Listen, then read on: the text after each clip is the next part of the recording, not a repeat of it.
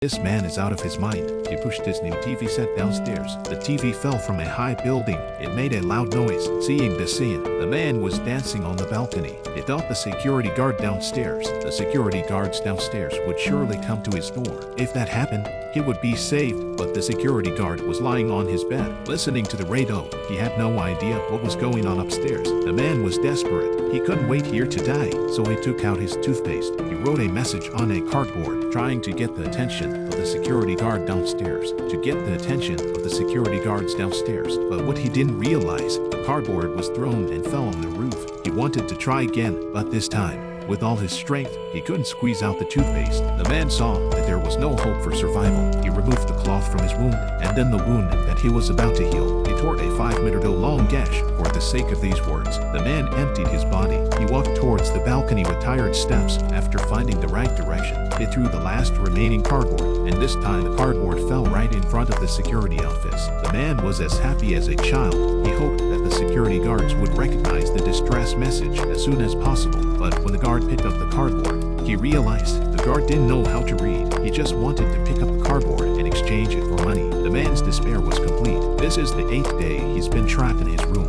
and the room is on the 38th floor. No matter how much he shouts, the noise of the street muffles the sound of his voice. What's worse, there's no food or water. The few drops of water that were left were sucked by the man. Despite this, he was still thirsty, so the man decided to produce his own. The green tea-like liquid was too much to swallow, but in order to survive, he drank it anyway. As soon as he drank it, he felt his stomach churning, kneeled down in front of the toilet, and vomited. That's good. Not only did it not quench his thirst, he got a few mouthfuls of stomach acid. The man fell to the floor in a state of paralysis. I don't know how long it took. He finally stood up again. Just as the man thought he was about to die of thirst, the sound of rain suddenly came from outside. He rushed to the balcony. He pressed his head against the parapet, sticking out his tongue for water. But he felt that this was not enough, so he went to the toilet and removed the water tank. Then he tied the tank securely with a rope. Then he used the extra rope to secure it to the guardrail. Then he ran back to the utility room and found a bag that was waterproof, and then pulled the bag over the fence, and then he pulls the bag over the fence to direct the rainwater into the tank.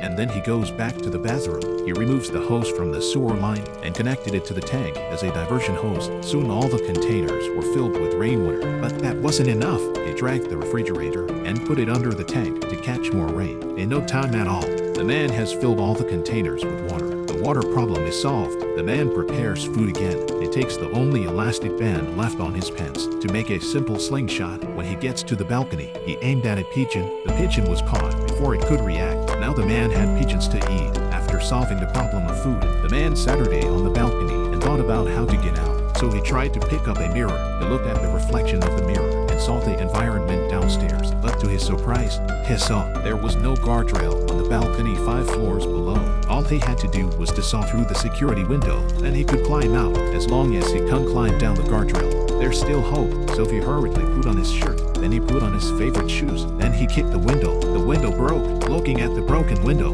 he was not excited. He knew very well, once he got out of the guardrail, he might fall straight down.